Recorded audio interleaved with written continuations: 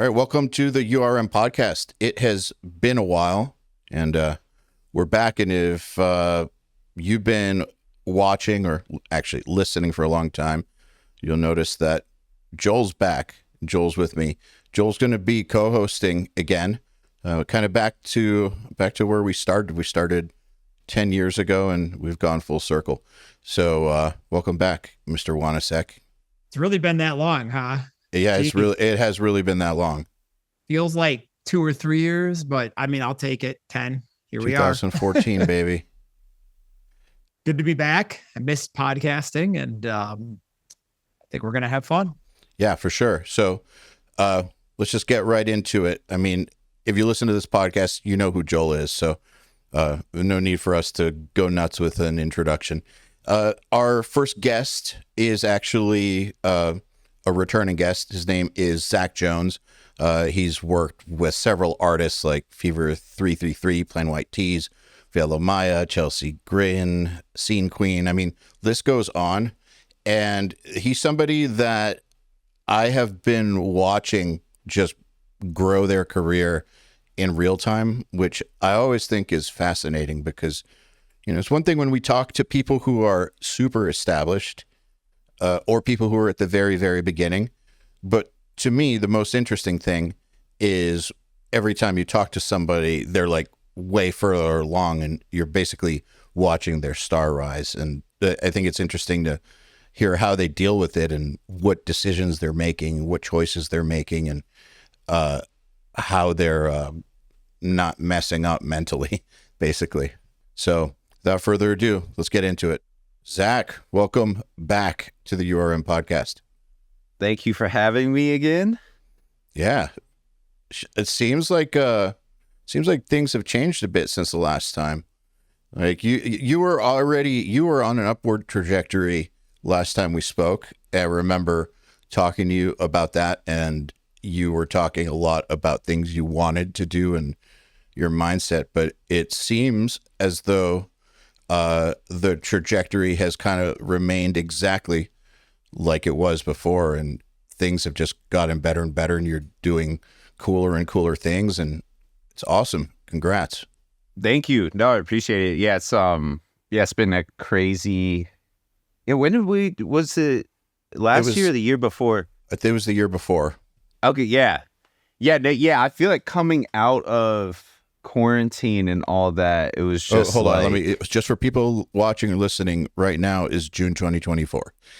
Just yes. So people are aware. Yes. So we spoke in 22. Yeah. Okay. Yeah. Yeah. So yeah, it was, coming out of quarantine and all that. It was just like, I mean, I did a lot of, just with all that downtime, I ended up producing a lot of records remotely during that time. And then coming out of it, I don't know what happened, but it was just a steady, and it just keeps getting crazier. And like, I think last time I was like, oh yeah, I'm like taking weekends off just so I can like come back fresh on Monday. But that's gone back the other way to working on weekends again, which has been great. It's just like I've gotten to a place where I'm like working on like everything I'm doing right now, stuff I genuinely love and want to do. So like I want to work on the weekend now. You got to ride that. I think it's funny, the thing, and I think we said this last time too, getting to a point in your career where you can take weekends is like, that is a victory, because early in your career, you can't take weekends. You can't say no to anything. So when you actually get to the point where you can have a schedule that you dictate, that means you have reached a certain level. However, past that level, it goes back to not being able to take weekends. So you're right back. Yeah, it's kind of like the truth, right? It's kind of like doing free work. I've noticed is at the beginning you should do free work just to do work. Then there comes a point where you should not do any free work. But then comes a point where there's some opportunities where they will not even entertain hiring you until you do a test or something. Or you get asked to do a favor for somebody that you really should be doing a favor for. So I feel like there's some things like weekends and free work that come full circle. Oh, for sure. Yeah, it was like I feel like I hit this point where I was like, the work was like stacking up, and I was like, the weekend is supposed to relax me and make me, just not think about work and come back Monday refreshed. But all I'm thinking about is how much stuff I have to do once I come back.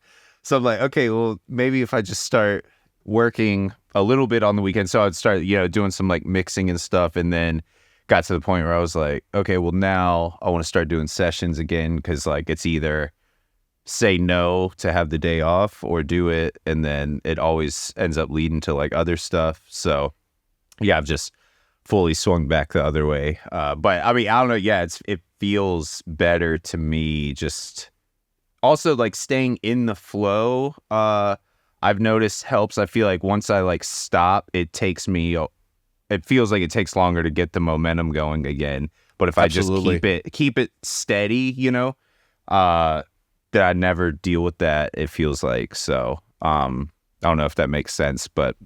Absolutely. Yeah. Well, inertia is a very real thing. And also, I think that this idea that if you're valuable, people will wait for you is true to an extent.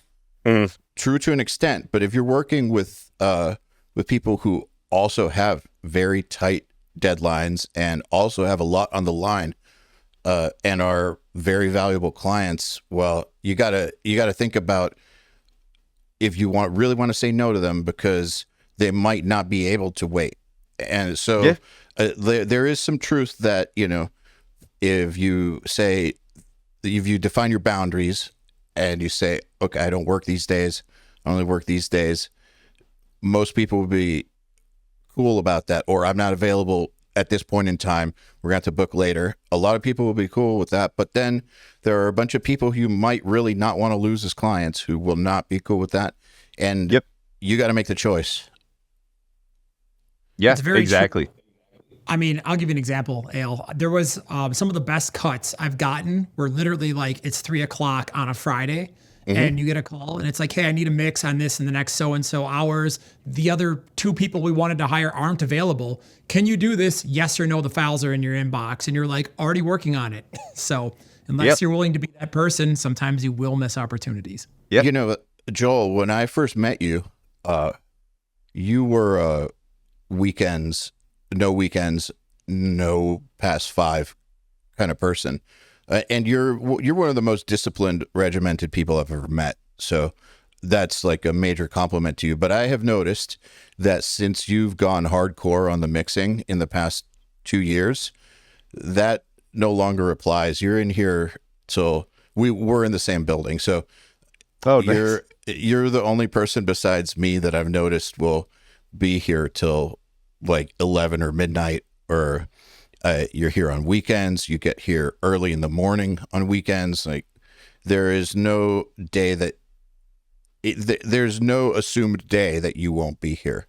And I know you have to do family stuff sometimes in real life, but I have noticed that since you went hardcore with the mixing, it's anything goes. It's true. It's brutal. I have no life work balance right now, but hey, it's by choice. Yeah. I think that's a myth. Work-life balance. Oh yeah. I just had my first kid and I'm like, I don't know how. Thank you. Don't have 3. Yeah. I'm kidding. Yeah, I was like leading up to it, like he was born in February and like leading up to it, I was like, I don't know where this is going to go work-wise. Like, am I going to want to take on less? Am I going to want to take on more? Am I going to stay the same and just have to be, more decisive with just strict with like my time and schedule? And I'm like working more than I ever have. Like, I don't know, it like definitely puts this drive into you. You're like, yeah, like 100%. You immediately, well, it's crazy because I feel like I have like more hours in the day because I've totally cut out anything that isn't work or him. So it's like, I'm like, man, I have like all this time to like do all of these things, but none of it's a waste of time. So I don't know. It's been really crazy. I mean, I'm 4 months into it right now. So, I know it's going to You getting any be sleep? changing. Surprisingly, yeah. Like, he's been, I guarantee my wife has a very different experience, but, I've got 3 kids and I banged them all out back to back. And I'll tell you this, and unless you have children, you don't understand this. But if you do, there is a certain level of focus of productivity that having a kid does, because like something just turns on in your brain. You're like, okay, I am responsible, not just for me, but somebody else. And some people are like, oh, you have, if you're married and you have kids, or even not married and have kids, but if you have a child, your time is, it's totally the opposite of what people think it is. You actually are way more productive in the given time because you have to be, or else you don't see your kid. So you really learn how to focus. Or your kid doesn't eat. Or your kid doesn't eat. Exactly. Yeah, it's like steroids for productivity, really. Yeah. And I don't have kids and I've never wanted them ever. I still don't. But I have noticed, the thing I have thought about is that, I think doing stuff for myself is very tough to get motivated. That is tough. Like I have to stop thinking that it's pointless. Like I have to go through this whole thing to like forget how pointless my own life is and how worthless my life is. And I was thinking, if I have a kid, then my own feelings about myself and how like what a piece of shit I am don't matter, because I'm doing it in the service of keeping this other being alive. And so for that reason alone, it seems like it's a good idea, but I hate kids. So that's the you're problem. not wrong. And I know. it's the most difficult amazing. thing anyone will ever do. But that being said, you do have those moments like seeing your kids score their first soccer goal when they started off as the worst person on the team. You're like, that's better than anything else you'll ever achieve. It's better than any award or any client you'll land or any hit you ever, you know what I mean? It really is. I don't know what you mean. Nope. Someday. No, maybe. I don't know. Maybe.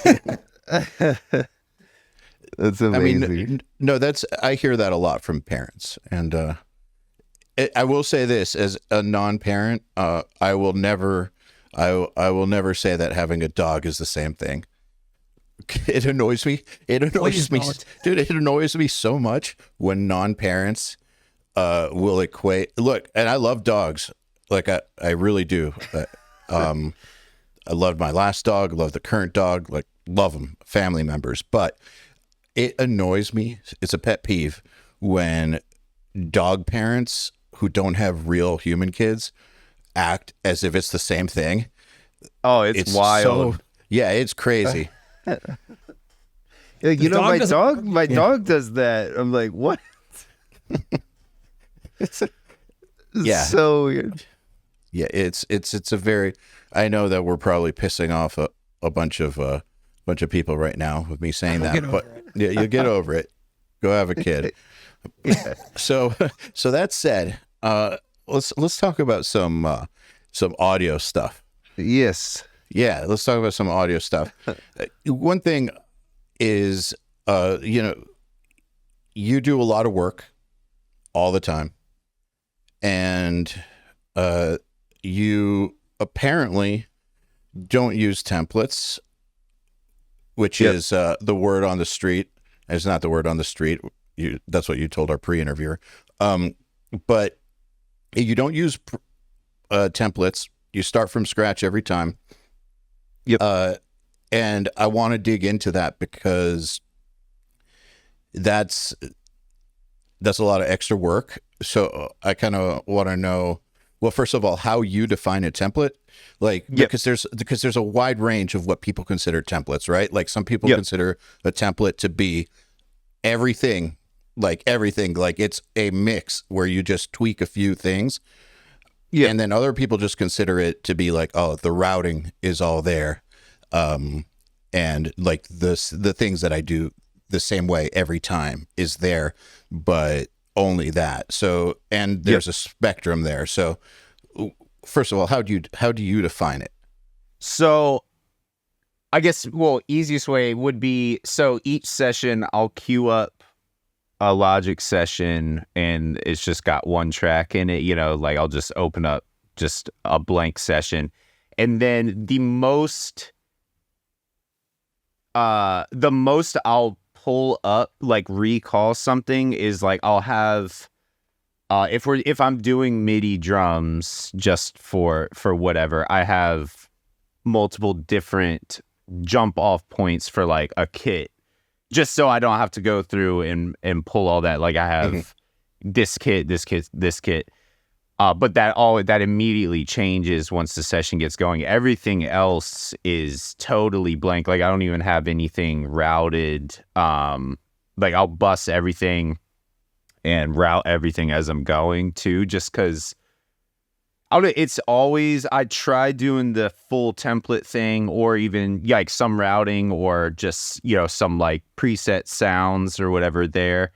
And it felt like it took me longer. This might sound crazy. It took me longer to get where I wanted to go, because it felt like I was trying to squeeze something into a mold that it didn't fit into. So I can immediately get where I'm wanting to go quicker by just not having that and just having a like total blank canvas in front of me.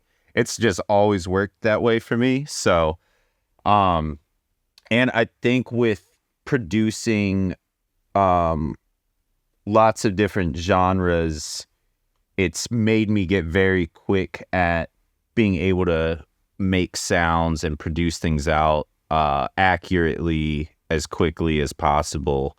So it's something I've like worked on ever since I moved to LA. I was like, okay, I feel like I've tried it this way. This seems to be like the best route for my workflow, and I've just tried to like perfect it. But yeah, so I don't know.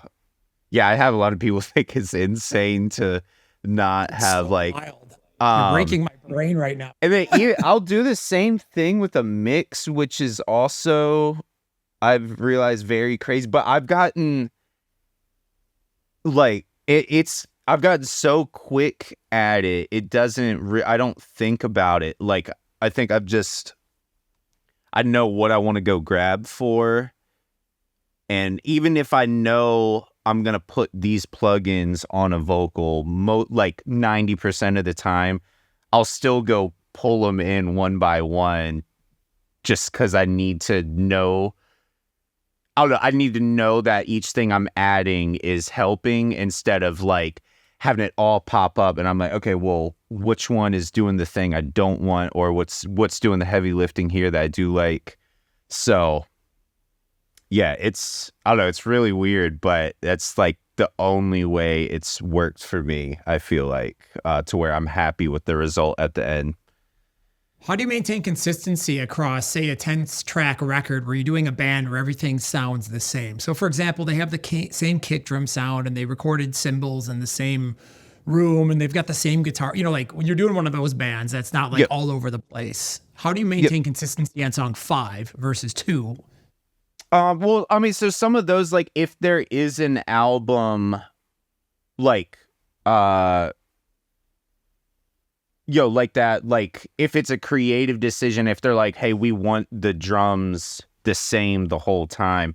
So I'll build like whatever the first song is that we produce out and we get all the tones we want.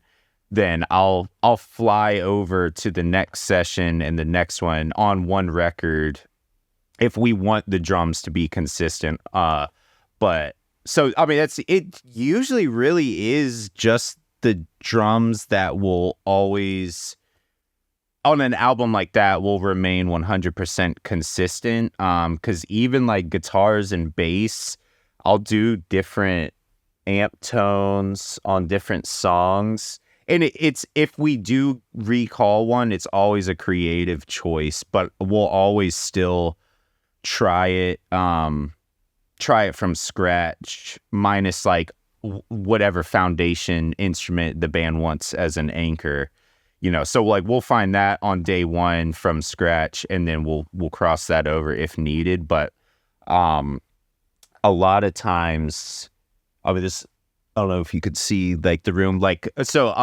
me and my partner KJ Strzok, he used to work with Drew Folk a lot, but we produce a lot together, and we just do so much like rapid production on the fly. So we'll just like be like, that tone sounds cool, get it in there, and then we'll sit back and we'll listen, and if we feel like anything is inconsistent, then we'll tighten it up or tweak things or EQ things to match something, or if we do need to replace it with a previous sound, then we will, but we always kick it off totally from scratch to make sure that whatever happens that day happens organically and is serving the song the best, and then we'll decide if we need to go back and pull something else in as a recall. So it's pretty crazy, like it's a very weird workflow, but cool, yeah, like it's just it's a I feel like. it's it because that's the other things, like, you know, because I work a lot, and like right now we're doing like albums during the day, so we, you know, like I'll mix from like 9 a.m. till noon usually, and then I'll do whatever my main album is from 1 to 7 typically, and because that's usually the block of time I've noticed where like around 7 everyone's kind of checking out, making poor decisions on the song, so it's usually a good time to close it down, and then we'll take like an hour break, go get dinner, and then like right now we're doing albums during the like an album during the day, and then we're doing an artist that I've been working with for a minute was like, hey, I really want you to do the album, but it's got to be done by the end of June, and this was 2 weeks ago.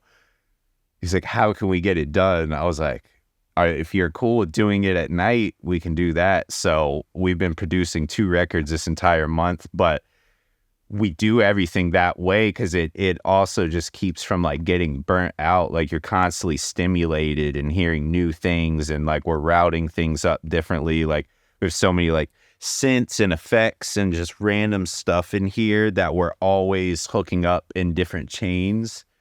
So it does, like, I feel like the amount of workload we have and the different styles of music that we work on, the only way I think we can get it done accurately and enjoy doing it is by doing it from scratch each time, because it just feels, nothing feels redundant ever. So that's a key detail, actually. What you just said, the key detail for anyone listening who is trying to figure out the technical side of how this possibly works. Key detail you said was, and enjoy it at the same time.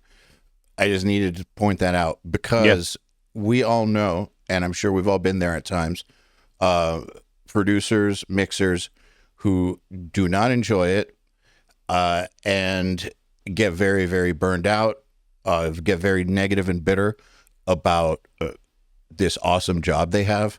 And I've noticed that a lot of the time it comes from people who I know that do the exact same thing every single time. So they feel like it's a factory, basically. And you get this feeling of, this is not what I signed up for, doing the same thing every single fucking day of my life. It's a lot of pressure too to do that. It's incredible, because if something is successful commercially, it's like then you have 10 people calling you saying, hey, we need that again, but under this template and that. And it self-reinforces itself as it becomes a trend. And it's hard to reinvent yourself. It's really, really, really, I mean, I know a lot of mixers that complain about this.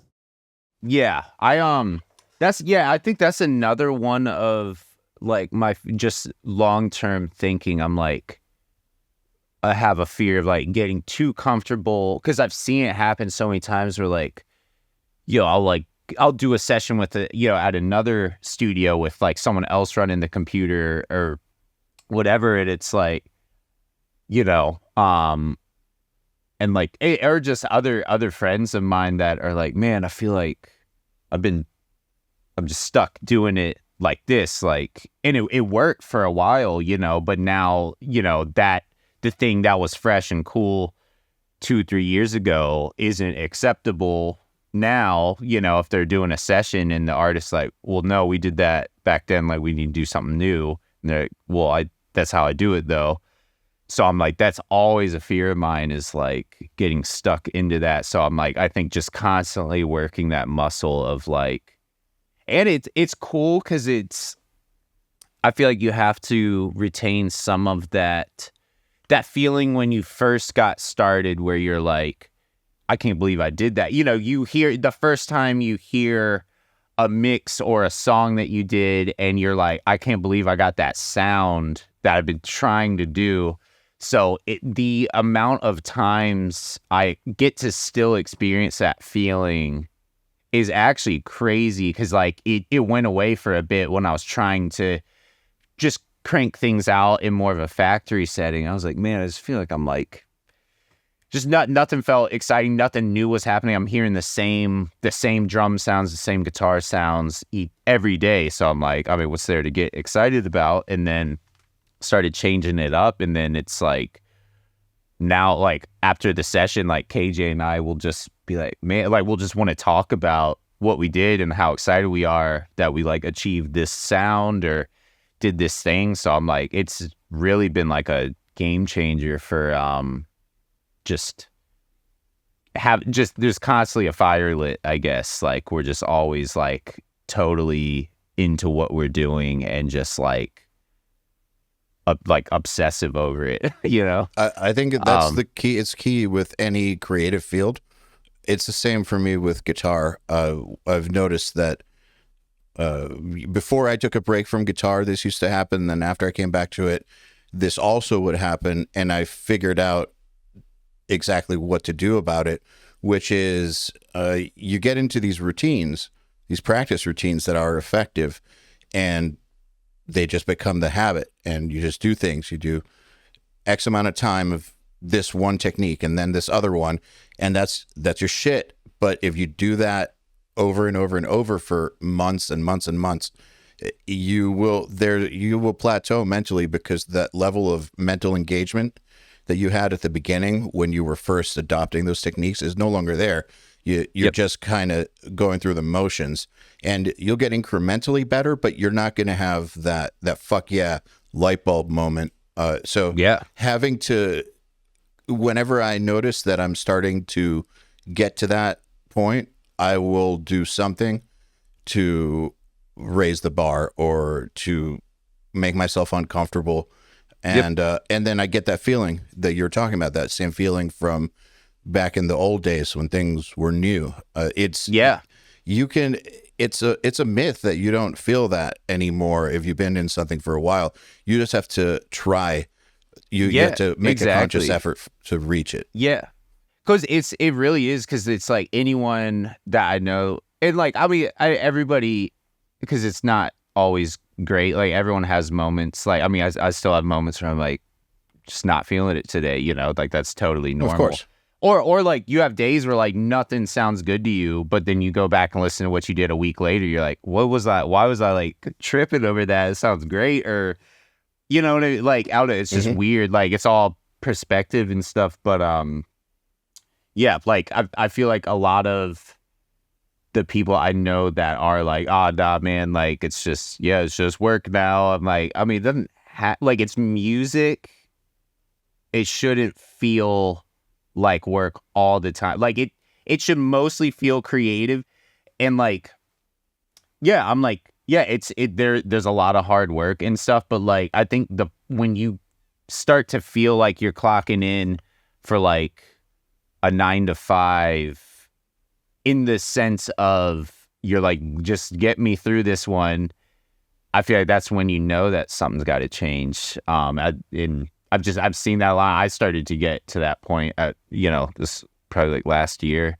I was like, man, I gotta like figure this out, because that is not a good feeling, like to be doing something. Like we're all very lucky to be doing this and being able to like live off of it. And I'm like, so to get to the point where I'm like acting like I'm like walking into just some like whatever bullshit job, I'm like, is crazy. So I was like, what's wrong here? And I was like, I'm just like bored. I'm trying to do the same thing every day. And expecting a different result, and it's just not ever going to happen, You ever I find will that say- when you're mixing, for What's that? example, the same thing we're talking about. I'll give you an example. So Yep. one of the hardest, because all I do is mix. One of the hardest things I run into is when I get a 12-song record, and they've Yeah. gone around to every writing team in the city and LA and Nashville, and you've got 12 different songs that were written by 12 different groups of people, all trying to be singles.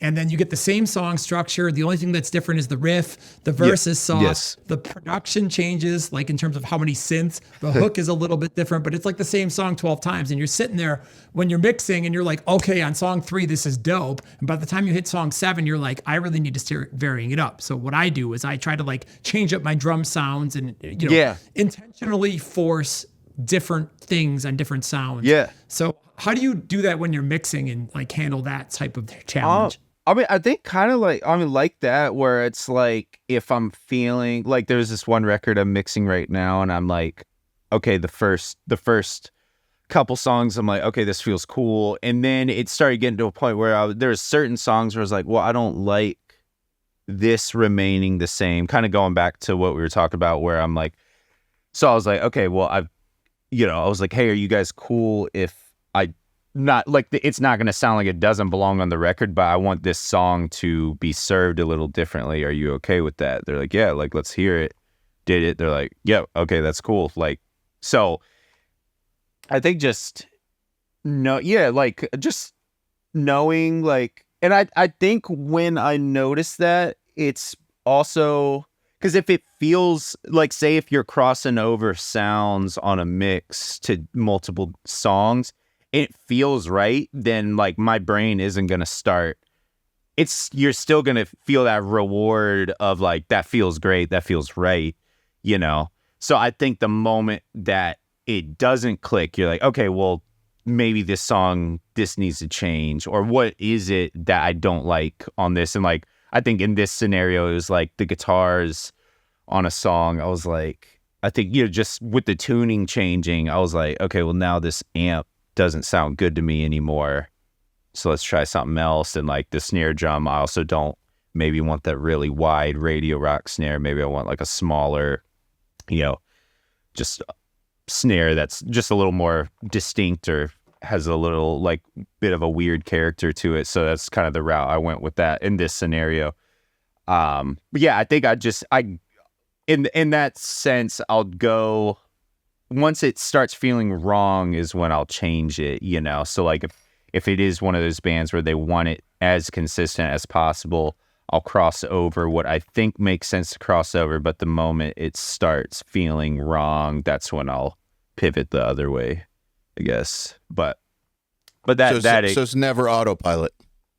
No, because it's also, I feel like I'm so OCD that if I'm just pasting things in, I don't know, it's like it just feels like I skipped a step and I can't get past that in between of like nothing on the files to everything on the files in a split second. I'm like, well, how did we get here? So I'm like, I have to kind of put my hands on everything one at a time, I think each time, to like know that it's right. And I've also noticed, because I think I actually had this conversation with Cameron, with anyone listening, I guess we were talking about our friend Cameron Almasi earlier.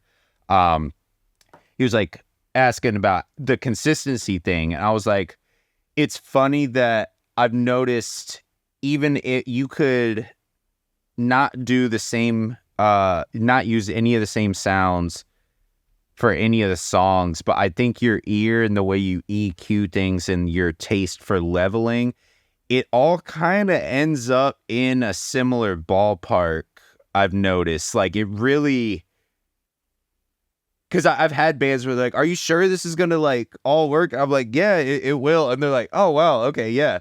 Because it's like you still treat your filters still over everything. So like I'm like, I know I always hate these frequencies in guitars, so those are not going to be in any of the songs because I'm going to remove those from existence. And then, I like the kick drum usually at this volume. So like, there's just these things that you just as a human are going to do. And that's your taste. And I think that's also like, I guess why people are coming to you. So like, I think that it makes its way into the song each time, more than you think it would. That's what I've noticed, I guess. So yeah, the consistency thing hasn't really, ever been a thing where I'm like, oh man, this is like way off from the last one, but even on records, where I like on the first Slipknot, one of the songs, I think Spit It Out, not sure if it's Spit It Out, maybe it's Surf, I don't know. One of the songs was actually from the demo. It wasn't part of the Ross Robinson recording. I didn't know that until Monty Connor, their A&R guy, told me. And I had listened to that record for a long time. That record was in super heavy rotation in my life when it came out. And I never noticed that there was a song that it was a completely different recording. It was the demo.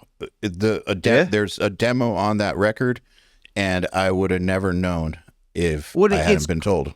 No, isn't that crazy? And like, if you go and listen to it, it's like the guitars are like, there's like this phase issue on them, that you can hear, but it sounds so cool. Like it's part of it. And like, I feel like those are the things you can't recreate, but like not once are you like, that's weird that that's on the album. Cause that's just that song. Like now all of a sudden this song like raises its hand as like, that's a huge song on that record. And like, it's probably because it does sound different, but you're not going to be like, oh, that doesn't belong on there. Like, so it's really, it is crazy when you get into like the full context of a record. And like, I feel like your brain does like when there is a change in something, because it does kind of like re-engage, like pulls you back in, because it's like, I feel like if it's so consistent, that's kind of when it turns into one of those albums where,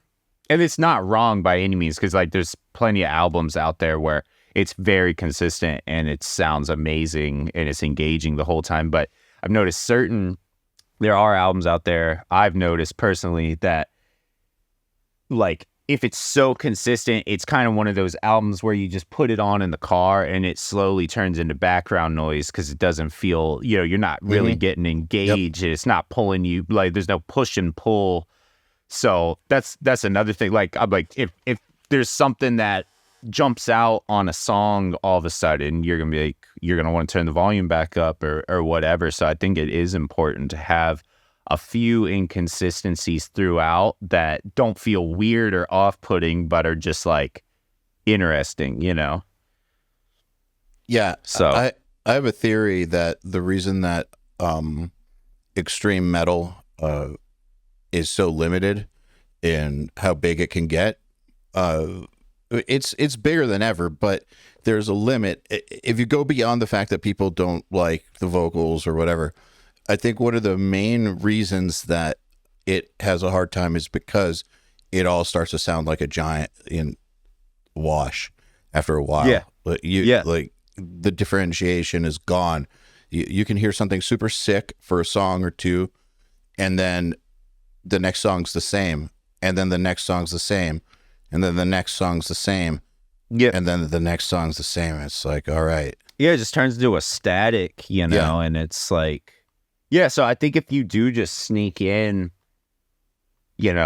something like the snare drum being way different on a song, or like maybe the bass tones like really different, or guitar, like whatever it is, if there's something to break it up, then I think your listeners are gonna like, it could be the exact same song, just with one little tweak, and now all of a sudden it's different and exciting, and like isn't gonna just turn into background noise on an album, So No, Yeah, I totally agree with that.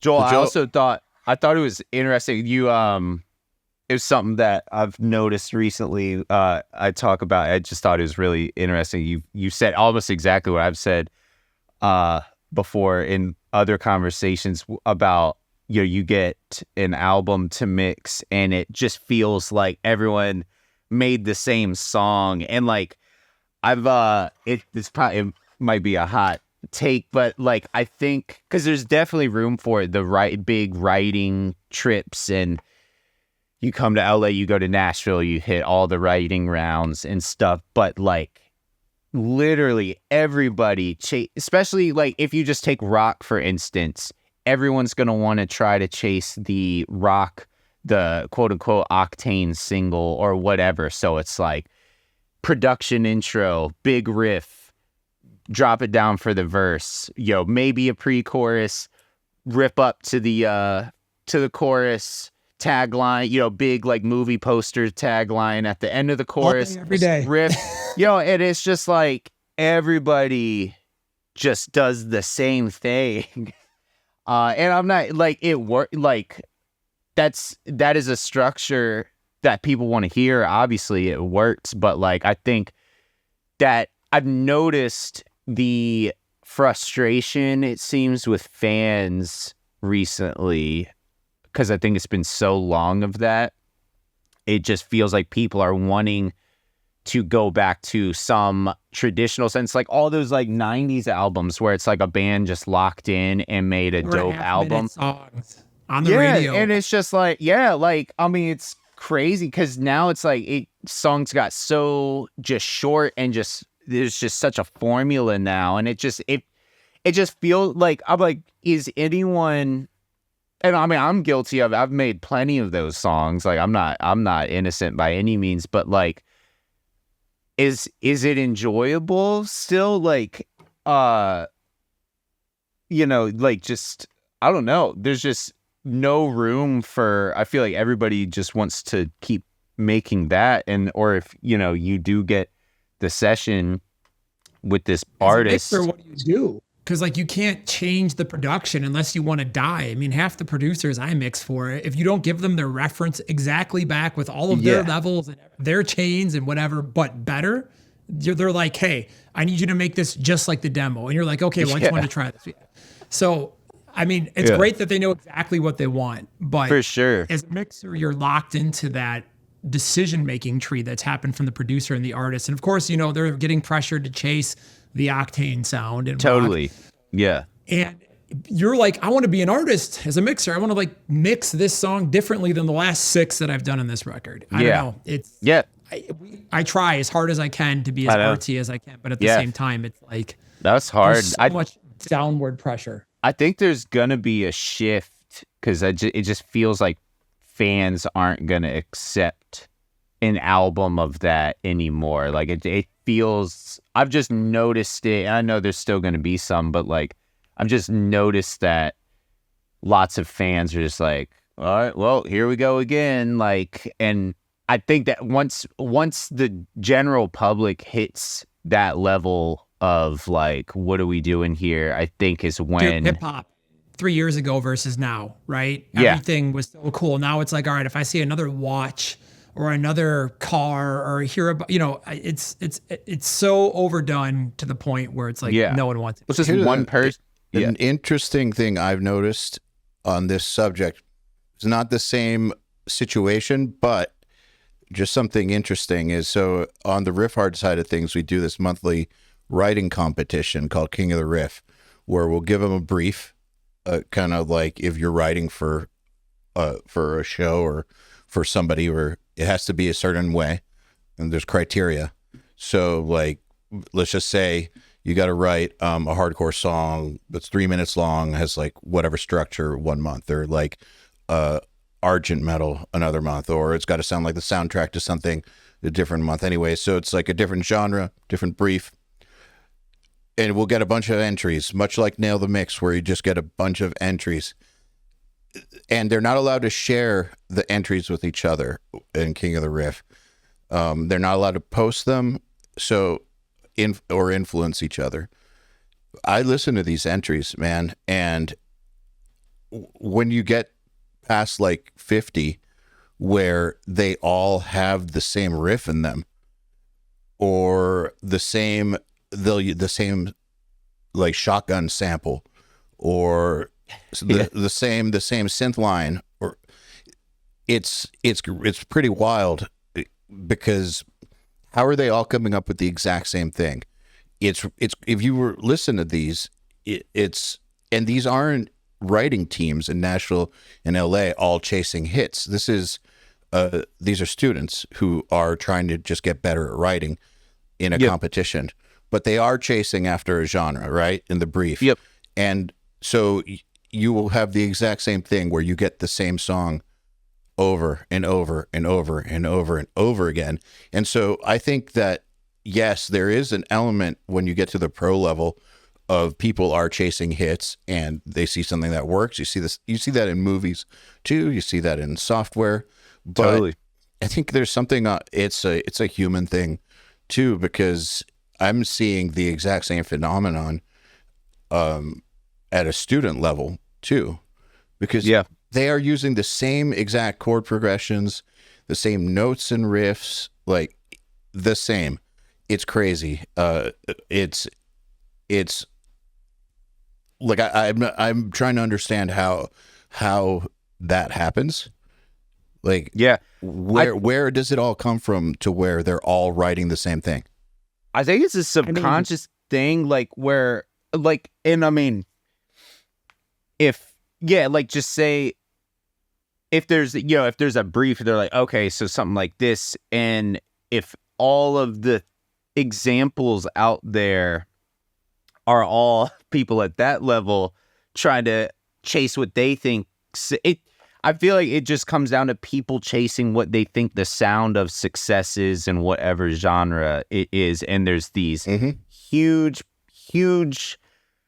in rock. It's the riff. Like right now, I feel like it's the riff, and then it's that tagline at the end of the hook. You know, those are the two things that people think are what success is in a song in this genre. And like, it's different if you go to rap or pop, you know, it's just, there's these common threads. Some of it is just the staple of the genre, but some of it is just like, okay, well, that worked really well for this artist, and it worked a little bit for the one that did it after them, and so on. But now we're getting to the point where people are like, oh my God, like, please do something else. And like, so I think everyone, I've noticed just in sessions, everyone is so scared to not do what is successful that I feel like people have forgotten how to just be weird and just make weird art. And like, that is always what sets the trend. Like, yes. So whoever has the balls to do that wins. And it could take forever. Like, there's so many. I think also that's the other thing. Everything's so instant. You go on social media, TikTok, whatever, you're just getting these quick dopamine rushes, just scrolling. Everything's just so immediate. You can DoorDash, you can have like your favorite meal at your house within 20 minutes. Like, everything is immediate. So I feel like people treat art that way now, where they get into it wanting just the success and not any of the path that it takes to get there. But if you look at the lasting power, I think, of like some of the artists that existed before, how just crazy the internet and all that stuff is now. Like, you're also drinking your own Kool-Aid back then, because you're not in the studio session on Instagram being like, fuck, they just dropped this song. Look at what they just did. And then all of a sudden that influences what you're doing. So like, I think, like, I feel like back in the day, people would just lock in. They'd go lock themselves in the studio, drink their own Kool-Aid, think what they're doing is the coolest thing in existence, and make crazy art. And I feel like that's something that's gotten lost. And I think the people that still do that are the ones that are winning. And like, it might not work first try, second try, but like, I do believe repetition.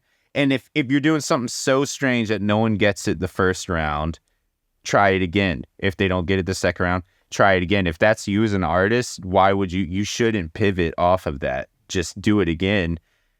And it does work. Anyone I've seen that makes the weirdest fucking music, they could be going on year 15 and then it finally clicks and they're absolutely massive. I'm like, if you love it and that's what you want to do, just do it and be willing to put in the time. But like, guarantee once it hits, like that 10 years or whatever it took you, all of a sudden isn't going to feel like it was that long. Like, you know, I mean, like we've all been doing this forever, and it's like, you know, you'll have that moment where you're like, oh shit, this is like, it's like crazy stuff happening. I'm not like, but man, it took forever to get you, like, you know, you are aware of that, but like that moment feels so good and rewarding. You're not, you know, you're not hung up on like the shit you just went through to get there. No, that makes You're it just better. like, yeah, you're like, Here's what's fuck yes. terrifying.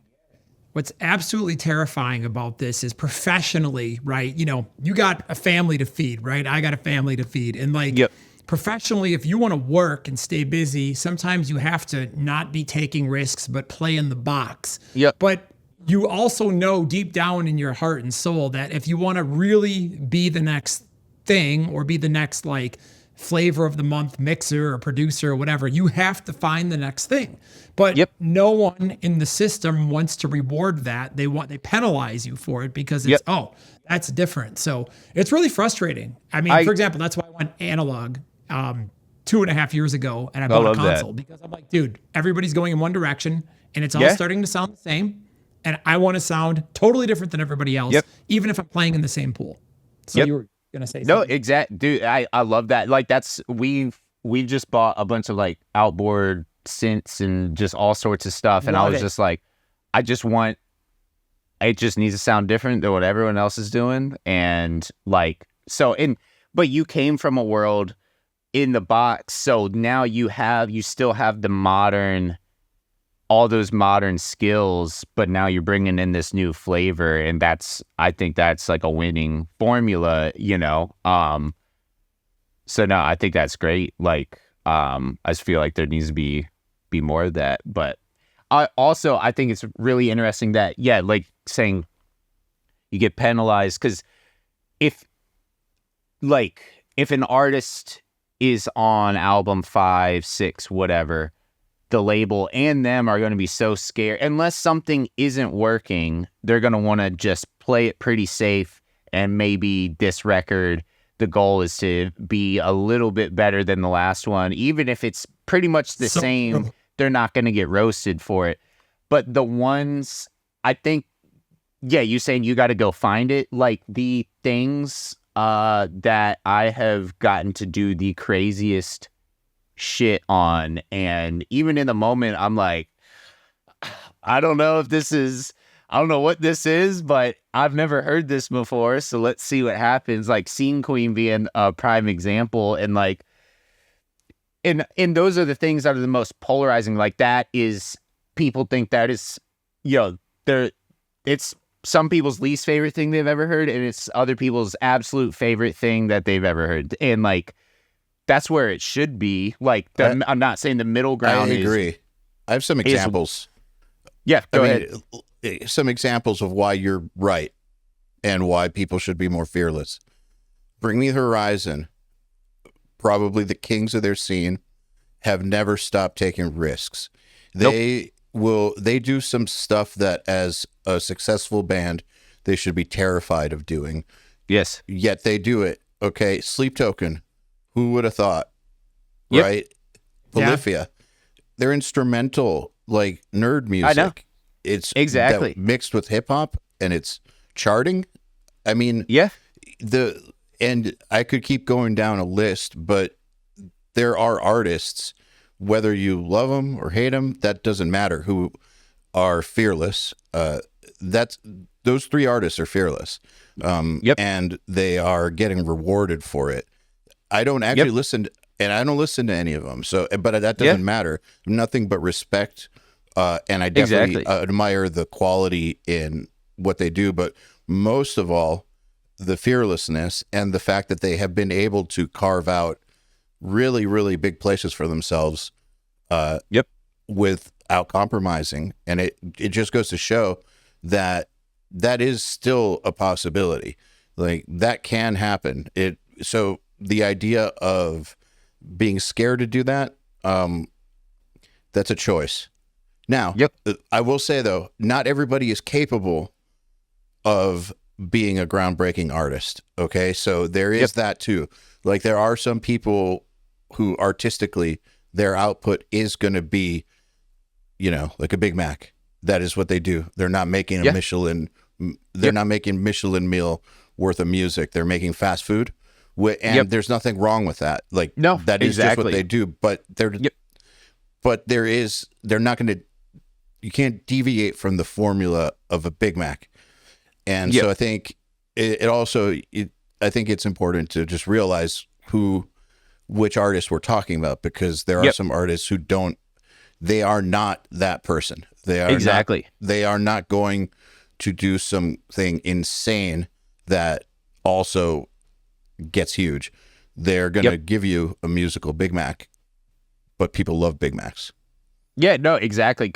And obviously if it swung the other way where everyone was just making outlandish, crazy shit, then people would want to be like, okay, can we get some of that like normal stuff again? So there's always got to be a balance, and novelty versus familiarity. Yeah. So it's funny when you see the young artists that are like, well, I want to be that big, but they just are trying to do what that band does, but are not doing it anywhere close to as good because they didn't invent that sound. So I'm like, you can chase that other person's game. Yeah, I'm like, oh yeah, like what is it that you do though? And like, yeah, like I think if you're just honest and a good artist and you are just in touch with what it is that you do, and if it is that Big Mac style thing and you do it very well, that's you as an artist, and that's why it's working and why you're winning.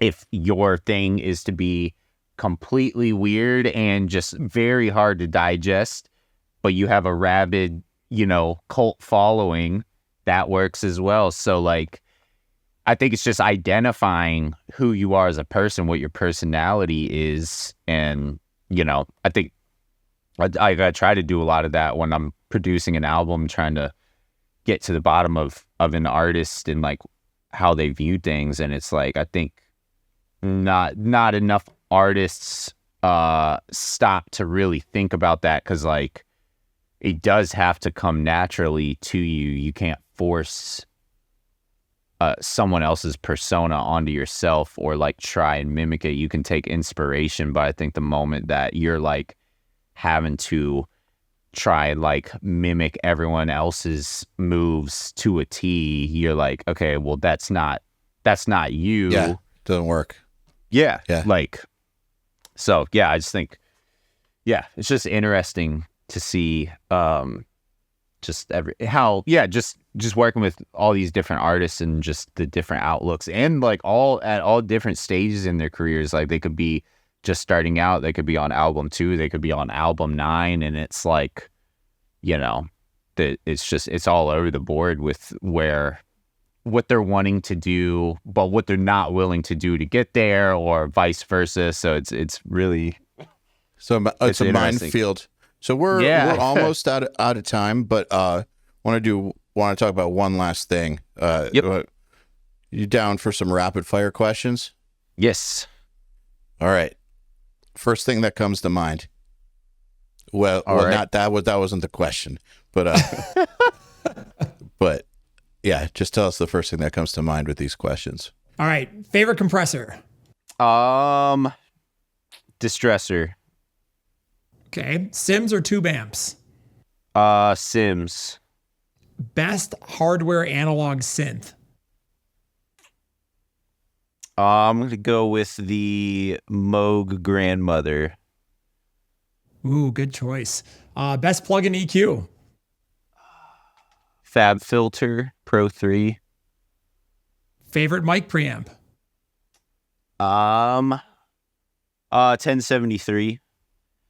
And what is the baddest ass, most crushing mix you've ever heard in your life? Ooh. I feel like the Dark Horse Nickelback album sounds insane. Is that the one I'm thinking of? Excellent choice. Yeah, in rock. I could go on for days about different genres, but that one's pretty mind-blowing. Yeah, it's gold standard stuff. But Zach, thank you so much for coming back on. It's been a pleasure. Thank you guys. Yeah, no, it was great. Had a blast. Anytime. Awesome. Well, thank you so much for having me. For sure. I'm sure I will see y'all soon. Yeah, you will. And tell someone I said hey. I don't know who, but thank you. I'll let somebody know. All right, cool.